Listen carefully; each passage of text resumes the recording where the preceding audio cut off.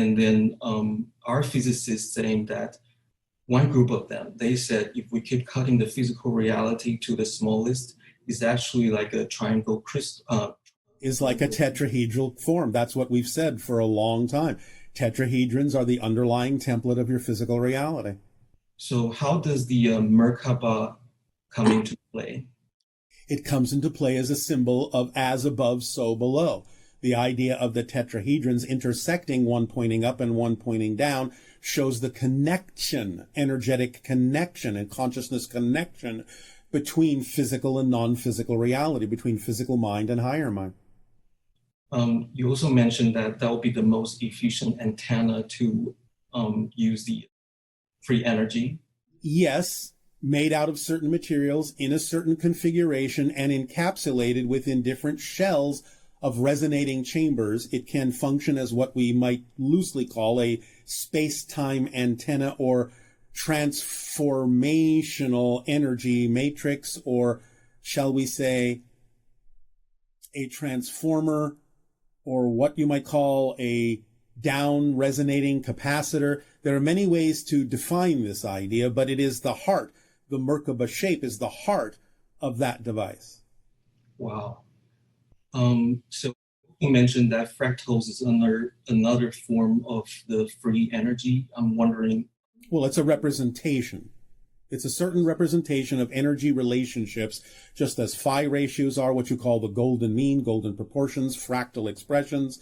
All of these are different expressions of the relationship of resonances within existence to one another that define different levels of reality, including your physical reality. And how about the time crystal? When you mentioned that you actually flick back and forth, that reminds me of Tesla. He discovered the AC/DC.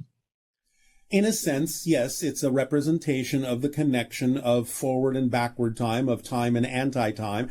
It is a representation of parallel realities expressed in crystalline form, but your scientists have to gain much more familiarity with this to understand how this might be connected or representative of these different concepts. I see. And final question, just through synchronicity, the Amazon.com, the distribution center in California, is on fire. Yes. So what's the reflection? I mean, maybe it's telling us that the Amazon jungle was also in trouble. Then that's what you take from it. Then that's what that reflection is to you, though there are many, many more symbolic reflections, again, depending upon the person that is perceiving it. It can be representative of other things as well. It can be representative of resistance to the transmission of things, transmission of information that causes things to heat up because of its resistance, and it's not flowing freely in the way that it really needs to. It can be representative of many different things depending upon the person that's looking. So what's the action I can take at a personal level? I mean, you decide. Follow your passion.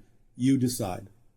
I see. Follow the formula. That's all you need to do to figure out everything you need to do and take action on in your life. That's all you need to do. That's why we give it to you that way. We boil it down into its simplest possible 4-step formula. That's an instruction manual for how to proceed and move through life, for how to navigate your reality in a way that leaves nothing relevant out and brings you every single bit of information that's relevant for you to know and every single experience that's relevant for you to have in your life as it unfolds. So thank you for your interaction and your sharing, and we bid you an exciting and challenging and intense good day. A good day to you too. Thank you, Bashar. Avail. Avail.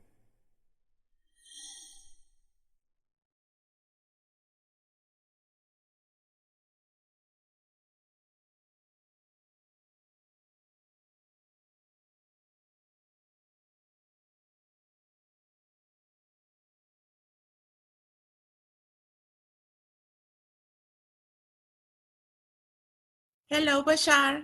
And to you, good day. Thank you so much for this conversation, friend. I'm really excited. It is our passion and our pleasure. Please proceed. First, I would like to know how many more Sasani friends are listening to this right now? At this particular moment, somewhere between 20 and 30 million. Oh, wow. Can I say hi from the earth? And I love the Sasani family. Well, you just did. Awesome. Um, Bashar, I would like to ask about, I recently heard you said in a transmission from some years ago, you were describing the process when you were born on your world Yes. and how you were joined telepathically immediately by everyone and shared and welcome to the world, right? Yes. Yes. So I would like to know if it's the same process for the hybrid children when they are born. It hasn't been the same process, but in the future, ultimately, it will be. They are a little bit more physically oriented so that they can relate to your reality and you can relate to them. So for now, they don't exactly experience birth in the way that we do. They experience it a little bit more closely to the way you do, although, of course, there are major differences in that they are genetically produced and nurtured and brought into maturation in a different way. But ultimately, living among you, they will reproduce pretty much the way you reproduce and will continue to reproduce for many, many years to come. Okay, and so when do they develop their telepathy? As I understand they're very telepathic. They are already developing their telepathy as they are educated in a variety of endeavors. Their telepathy is part of them and, in a sense, genetically bred into them. Okay.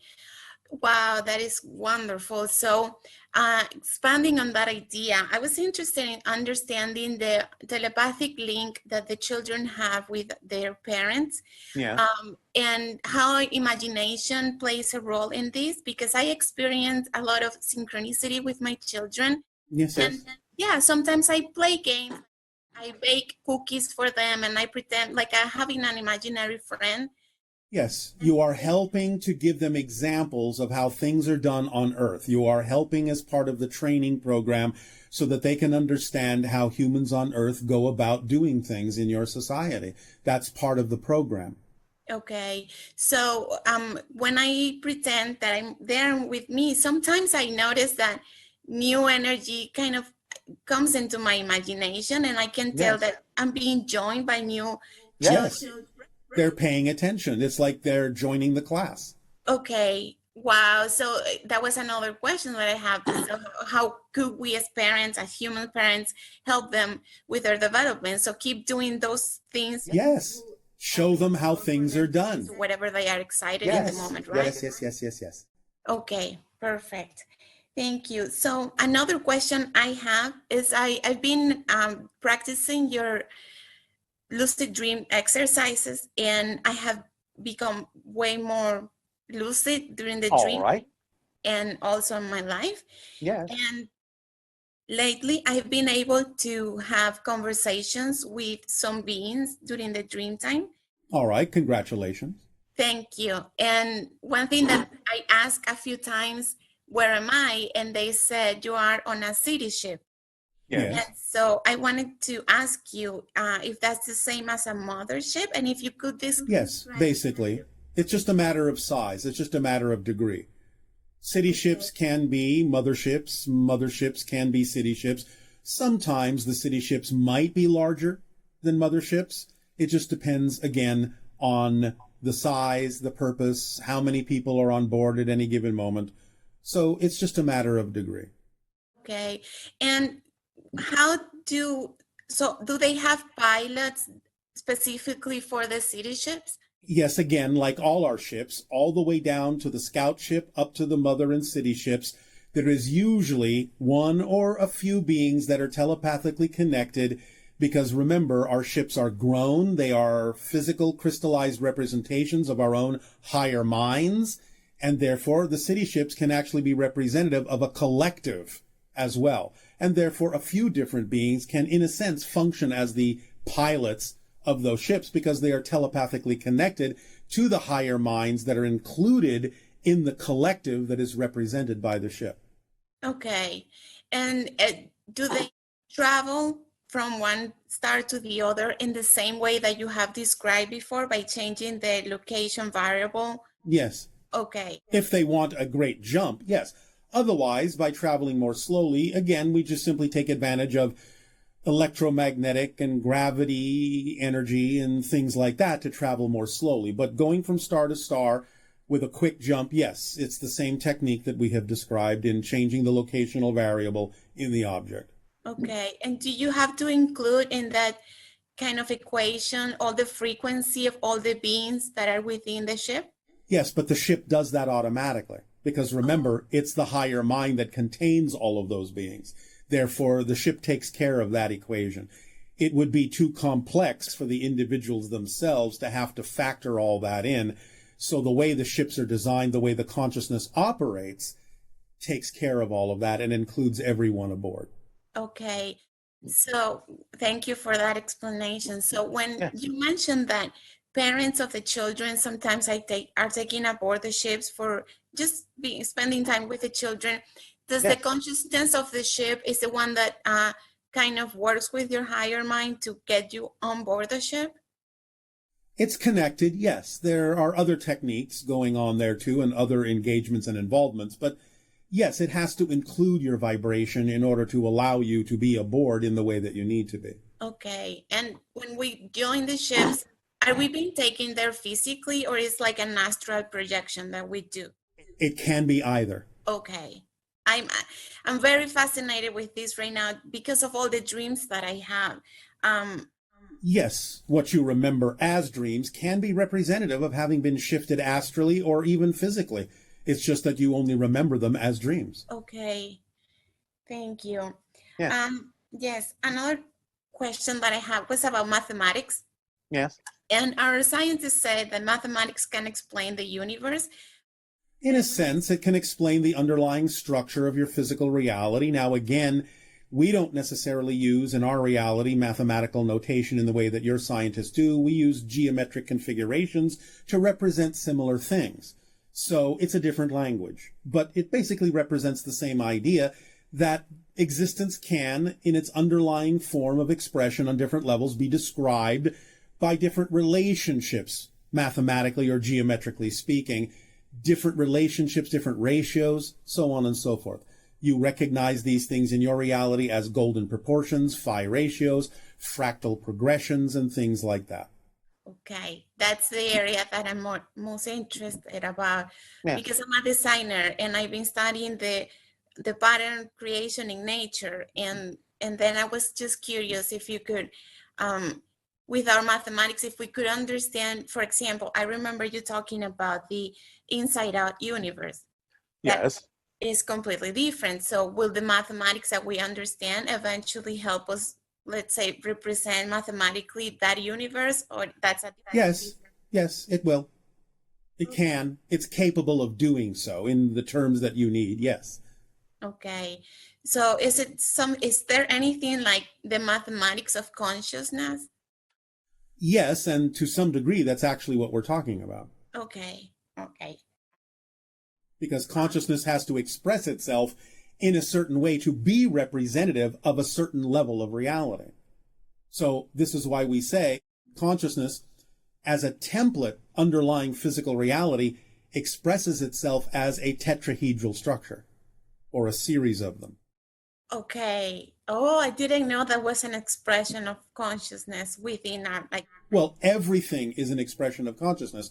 It's just that what we're describing now is the way consciousness expresses itself in certain geometric ratios and proportions and relationships, and that translates to an underlying template that expresses itself as tetrahedral structures that are intersecting and embedded with one another in certain ways. Okay. Some of your quantum physicists are beginning to understand this. They have recently realized that the underlying template beyond and below subatomic levels is actually a tetrahedral structure that they're beginning to realize is actually an expression of a consciousness field. Okay. That's fascinating. Anything else? Yeah, just a few more questions. One is about the your let's say job as a first contact specialist. I'm just curious about if that is a division in your planet that many people join, and in general, how many Sasani beings work when let's say you're working with planet Earth right now. So how many beings that have your same let's say, speciality of being a first contact specialist interact with her so that the project can be, I don't know, like accomplished, if that's a like. At this particular moment, there are 13 first contact specialists from my society that are in some way, shape, or form involved with Earth. Okay. And that number changes. It depends. Okay. But in my society, again, give or take, there are approximately, right now, approximately 10,000 first contact specialists. Okay, that is wonderful. And are they all part of the same lineage of your family, or they're different? No. They don't have to be. Okay. No. Yes, perfect. My last question is about a dream that I had recently. Yes. And I would like to see if you can help me understand a bit more. It was with the Grays. Lately, I've been feeling very strongly connected to the Grays, many dreams with them. But this one was very lucid, and I was inside a structure I cannot really explain. I know that my brain was having a hard time with this scenario, but there was a being inside the dream that I could access and talk to. And I asked, "Who are you?" And the being said, "I'm not a biological entity. I'm a artificial intelligence consciousness." Yeah. And then I saw kind of like a geometric structure of energy and many points of light. And then for each point of light, I saw a gray, and I felt that connection within my own brain. And then a serious being showed up and said, "Relax, kid, that's the hive mind." And then I woke up and I had a headache for the whole day, but I had the feeling of the Grace with me the whole day. So I would like. That's a relatively rare gift, to be given a sense and a connection to the idea of the Gray's hive mind. So cherish it. It will serve you in the future. Okay. Thank you so much, Bashar. That was incredible. I felt like it was a gift, and I really. It is. And it will serve you well in connecting to other aspects of your own being in the future and integrating these things as you go further into the hybridization agenda with the hybrid children. So I was accurate on my intuition with the dream.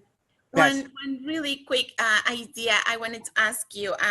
When you're in the future land in our planet, do you think will be of your excitement to wear a Hawaiian t-shirt? No. Over face? Okay.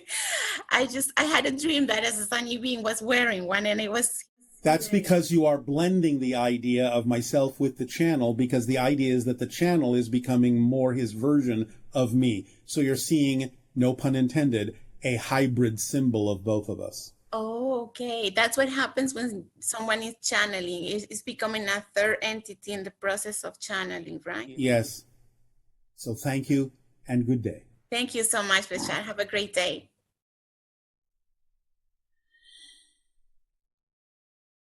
Well, hello, welcome. Welcome to this exciting Bashar experience. I'm April from Bashar Communications, and it's just really so great to be in a room full of people that love and enjoy Bashar. And in fact, we find that all the time, that when you get to hang out with people that are familiar with Bashar and love the information and everything, it's really fun. It's kind of like being with a family that loves you, and it's a wonderful experience. So I encourage you all to make friends with other people that enjoy Bashar. Tonight's session is entitled Crossing the Bridge to 2013.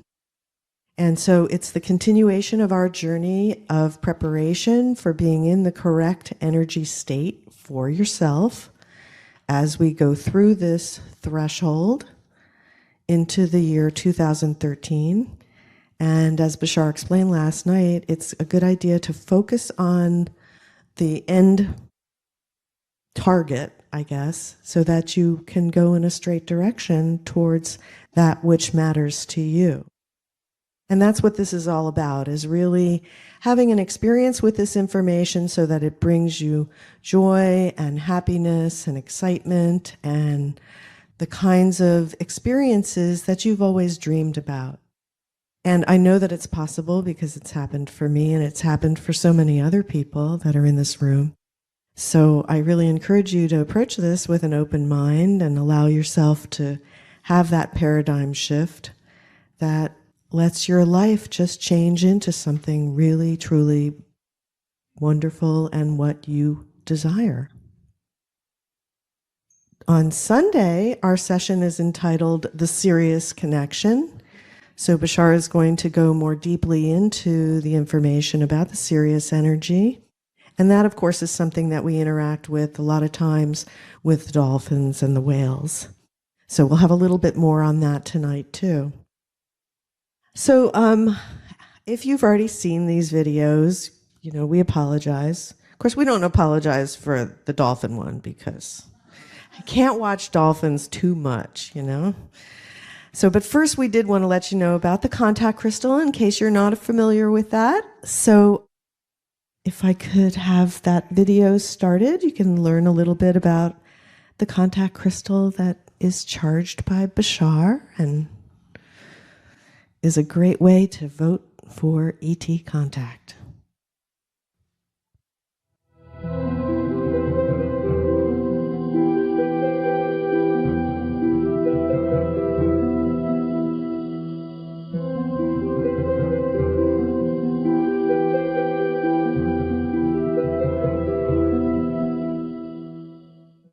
Again, the idea is that as a child on my world, I was shown the idea of a central hexagonal crystal that existed within a giant, large artistic exhibit created by another contact specialist. The central crystal in that particular work is about, in terms of your size, about 3 feet across. The idea is that it is about the same color green, and around it are other crystals, each crystal added to the central crystal, which represents the first contact of our civilization with another, represents all the other contacts of all the other civilizations we have come into contact with, and constantly grows as more and more civilizations join the interstellar alliance, as you call it.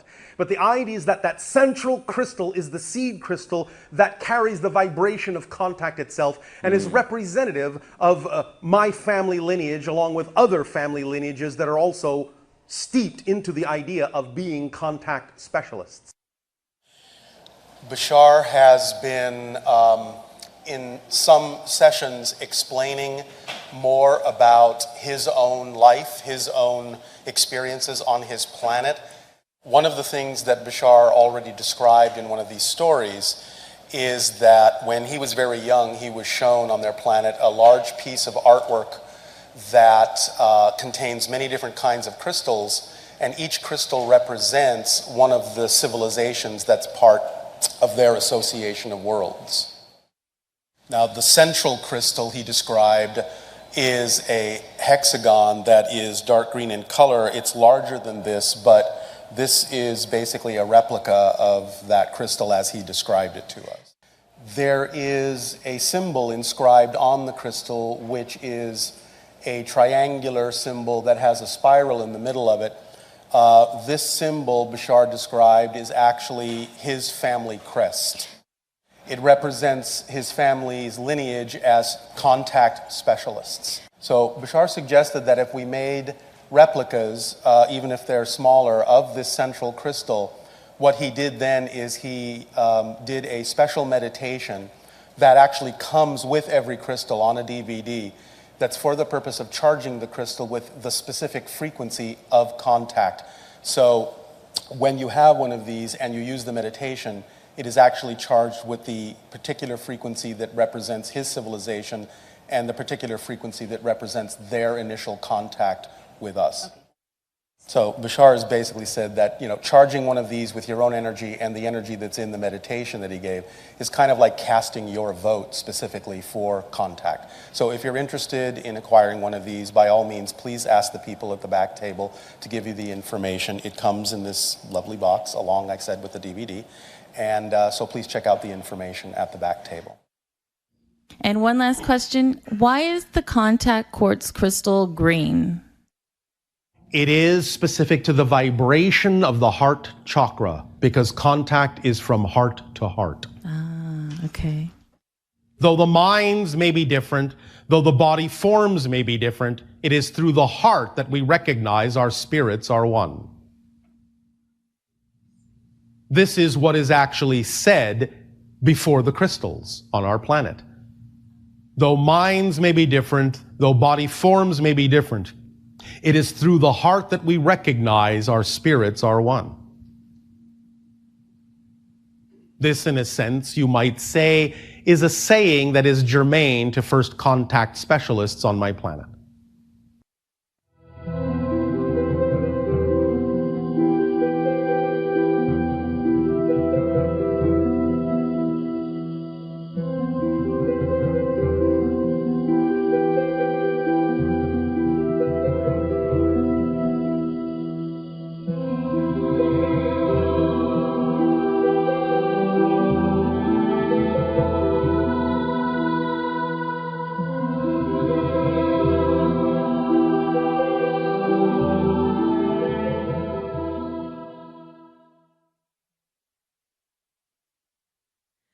So if you're interested in having a contact crystal, we have them back at the table where the CDs and the DVDs are.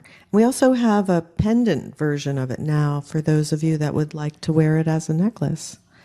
So now the other thing that I wanted to talk to you all about was the dolphins and the whales, because we did get our dates, specific dates now for the next cetacean transformation. And it will be the week of Valentine's Day, which I'm really excited about, because you will fall in love with the dolphins when you swim with them. And you're just so in love when you're with them that it's kind of a cool way to spend Valentine's Day. That week, I believe, starts on the 11th. And so actually the Sunday is the 10th. So it'll be February 10th to the 16th, February 16th, and in Kona, Hawaii. And I have a feeling this year that's whale season for us. So that's when the humpback whales are also in. And we will spend part of our time going out and exploring the experience with the humpback whales. There will be things like rowdy groups where whales are competing for females. There will be breaching and all kinds of amazing things that you get with, I guess you would call the oversoul of the dolphins with the whales. And in addition to that, again, I ask if people are interested in going to the Dominican Republic and swimming with the humpback whales down there in March. It looks like the week of March 9th will be the week that we do that.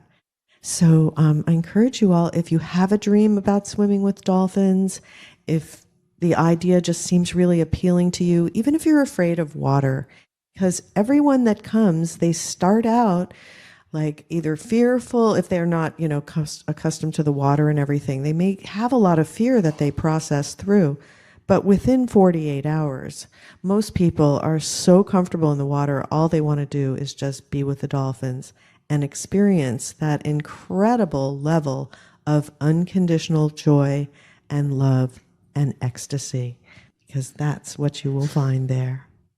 So thank you all for giving us an opportunity to share that with you. And we have a short video from the last cetacean transformation workshop that we hope you will enjoy.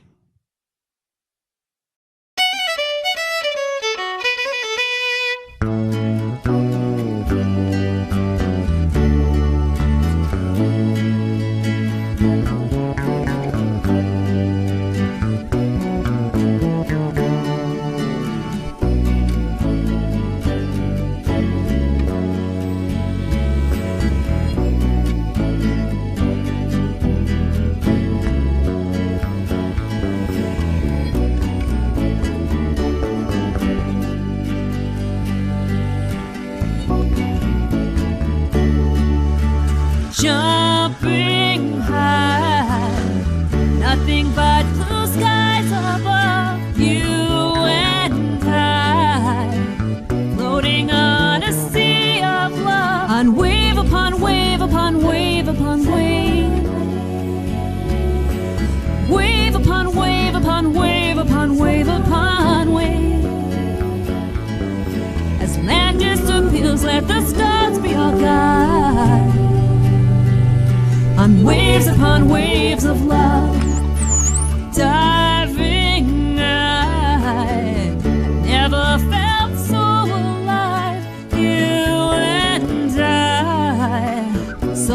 free. We start to fly on wave upon wave upon wave upon wave. Wave upon wave upon wave upon wave upon wave. Just as sure as the sun will rise. Waves upon waves of love. Faster and faster together we fly upon wave and smile upon smile.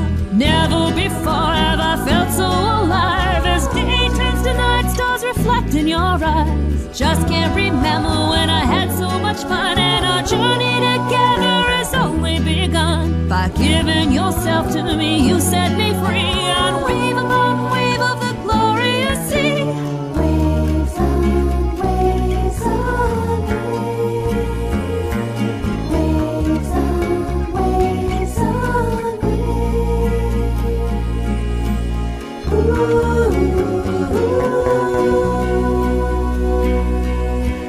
Waves upon waves of love. Wave upon wave upon wave upon wave upon wave upon wave upon wave upon wave. Wave upon wave upon wave upon wave upon wave upon wave.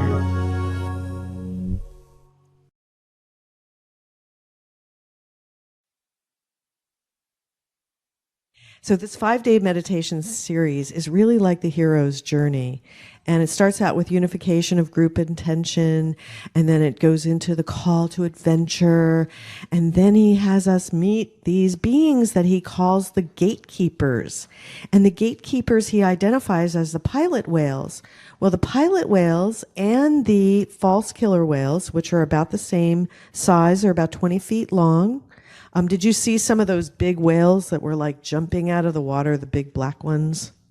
Those were the false killer whales. And the first group, of course, they had 100 of them come and surround our boat and like bow ride and look up and vocalize and talk to us. And the second time there was, this last group had about 50 of them. So the gatekeepers actually showed up. The pilot whales showed up the next day. And then we've also had bottlenose dolphins, spotted dolphins. I mean, the cetaceans are like really into this. They're like, yeah. So, no, actually they're like, yeah. So and you will speak dolphin after a while hanging out with them.